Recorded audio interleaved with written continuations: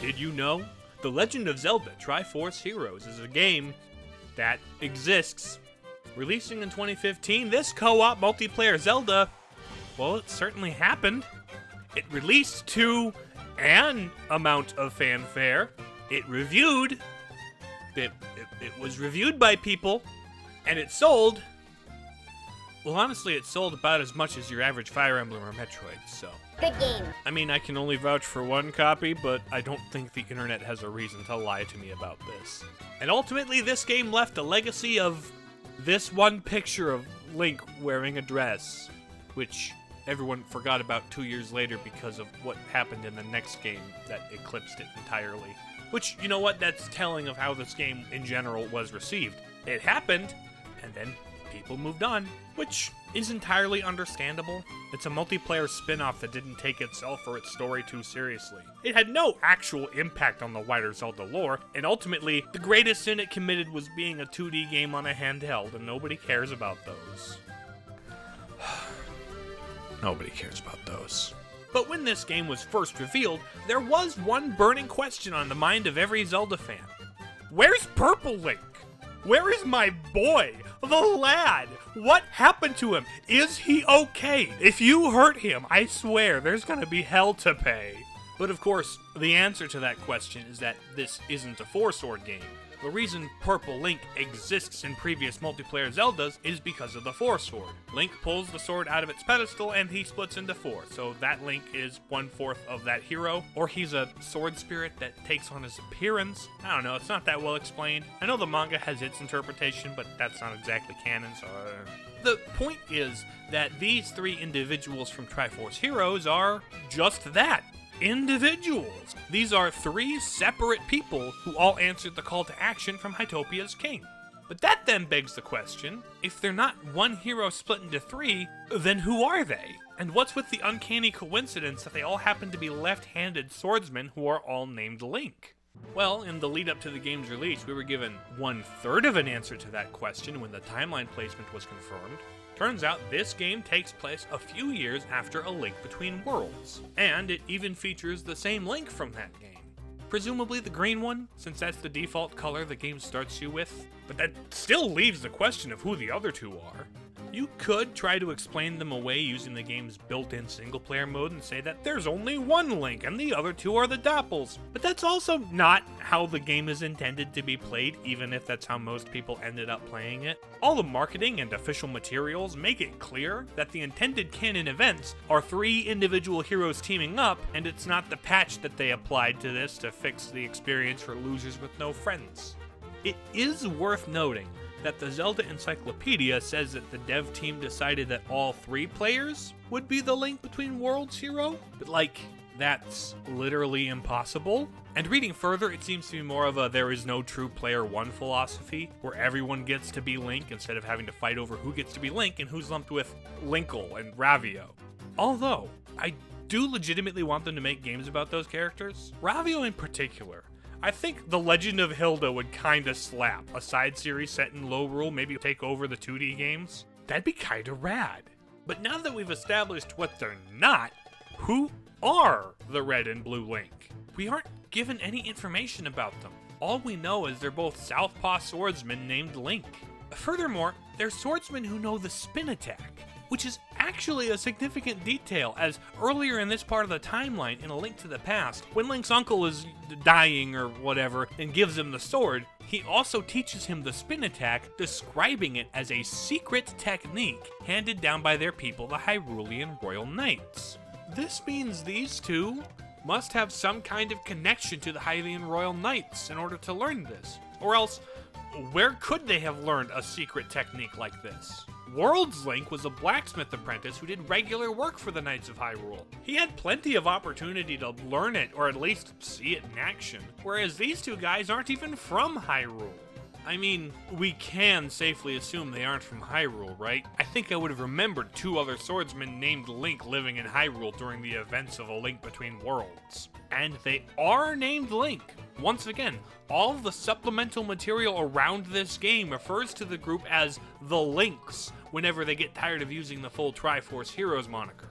We are meant to understand that each of them is individually known as Link. So the question is, why would these young men from outside Hyrule be named and model themselves after the archetypal Hyrulian hero? And if you're familiar with this part of the timeline, I think you may be able to see where I'm going with this. Because where in the Downfall timeline would a Link have left that kind of an impact on cultures outside of Hyrule? Where else but in Oracle of Ages and Oracle of Seasons? I mean, Link's Awakening also takes place outside of Hyrule, but something tells me these guys aren't from Koholint Island. But if you look at this, we have the countries of Holodrum and Labrynna outside of Hyrule that are saved by a previous Link, and these countries also happen to correspond with red and blue color-coded games, and these ladies on the box just so happen to have red and blue hair colors that match these Links. Mystery solved. Maybe not. You see, given Nehru and Din's roles as the Oracles of Ages and Seasons respectively, I don't know what kind of restrictions come with those responsibilities. Many real-life positions of religious significance like that also historically forbid getting married or otherwise engaging in the type of married people activities that results in having descendants. But at the same time, Nehru's ancestor from the Minish Cap is described as being a descendant from a long line of oracles. We can assume this has to be her ancestor and not the same immortal Nehru oracle, because this character, Ralph, is described as being Nehru's childhood friend, meaning her childhood happened within this guy's lifetime? So these can't be the same. And if she's from a line of oracles, then continuing that line is probably within the rules.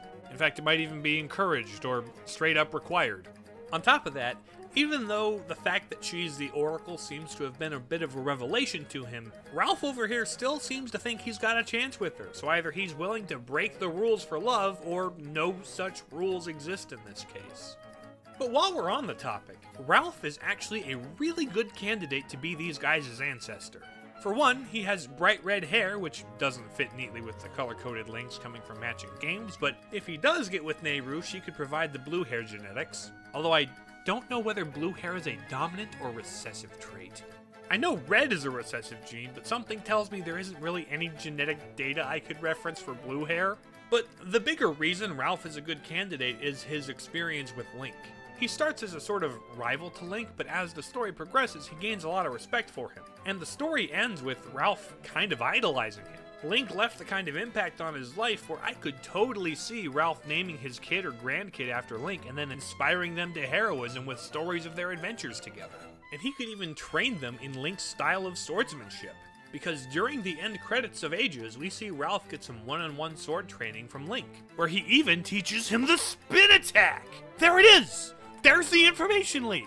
That's how the secret technique made its way outside of Hyrule to people not immediately connected to the Hyrulean Knights.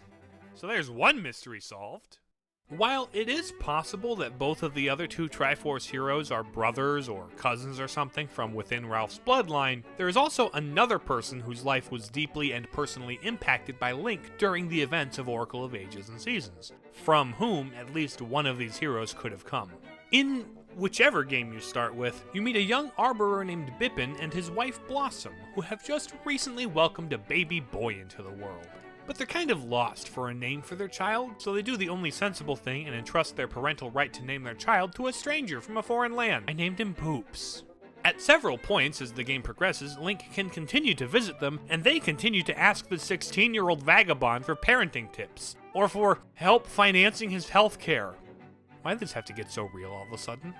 All of these choices lead to the child growing and developing with a different personality based on Link's input. Which, by the way, means that these games canonically have to take place over the course of several years. Like, Link's gotta be in his mid to late 20s by the end of all of this, because after completing one game, in one of the cooler examples of how these games link, Bipin, Blossom, and their son follow Link into the second linked game, where the son has grown into a young man with a different profession based on his interactions with Link. He could follow in his father's footsteps as an arborist, become a famous musician, a rebellious traveler, or even an aspiring hero who asks Link for training advice. But regardless of which path his life takes, it's undeniable that the Hyrulian Hero left a huge impact on this family and this young man. So if both heroes don't come from Ralph's lineage, this would be the second choice that makes the most sense to me. In terms of hair color, Blossom's is blue and Bipin's is brown. As for the kid himself, there's no official artwork of him as anything other than a baby, and the in-game sprites aren't a reliable source of that kind of information. And although Bipin's ancestral home is in Labrina, the family migrate from whichever game you start with to whichever game you link it to, so if a Triforce hero does come from their family, he could hail from either country, really. Obviously, those aren't the only NPCs from those games whose lives were affected by Link, as you know, he kinda saved the whole country, but between the hair colors and Link's personal impact on them, I think these are the characters most likely to have these links come from their lineage somewhere down the line. But there is an honorable mention I wanted to throw out there. Malon.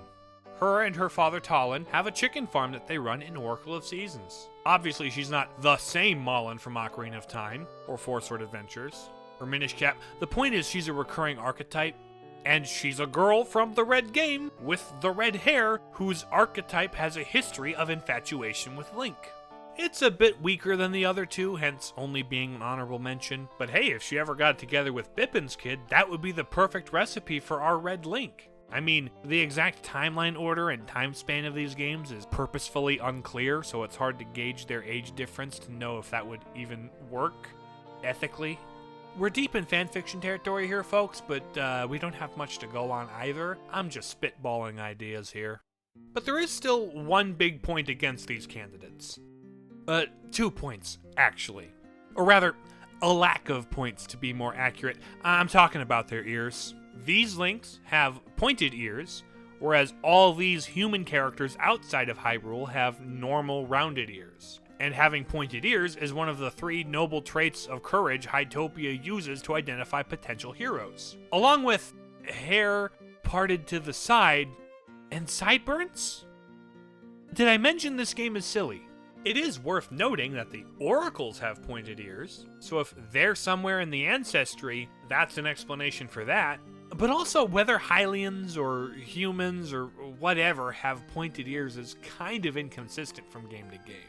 We've seen Hyrule's people gain and lose that trait in just a few generations, and some are affected while others aren't, and even the Gerudo got pointy ears in the Wild Era games when they never did before. As a relevant example to this scenario, this is Maple, a witch from the Oracle games who is the potion seller's apprentice in the Game Boy Advance version of A Link to the Past. And this is Irene, a witch from A Link Between Worlds who is heavily implied to be the granddaughter of Maple. And if you'll take a look at the ear situation here, that's the point I'm trying to make. So it is a point of friction, but we're also a couple generations removed from the events of the Oracle games. So who knows how the ear situation has changed, or who contributed to their gene pool in between times.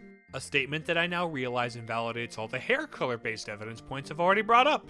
But there's also the fact that the Green Link has green hair, which he doesn't in A Link Between Worlds. He actually doesn't even technically have it in Triforce Heroes until he's hosting a lobby. And the Red and the Blue Link only become the Red and the Blue Link after joining the lobby host. So it's entirely possible that these aren't their real hair colors and they're just being dyed when the Hytopians dress them up in hero clothes. So there you go.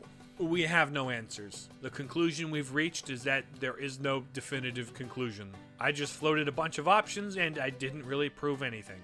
Except for the whole Spin Attack connection, which, combined with their names being Link, makes me legitimately believe that Holodrum, or more likely Labrina, has to be where these guys are from, even despite the whole ears thing. But who their exact ancestors were, and which country of the two they're from is entirely left to personal headcanon. Unless we get like a Triforce Heroes 2 or some other game or official source that confirms it, which, knowing Nintendo, is never gonna happen.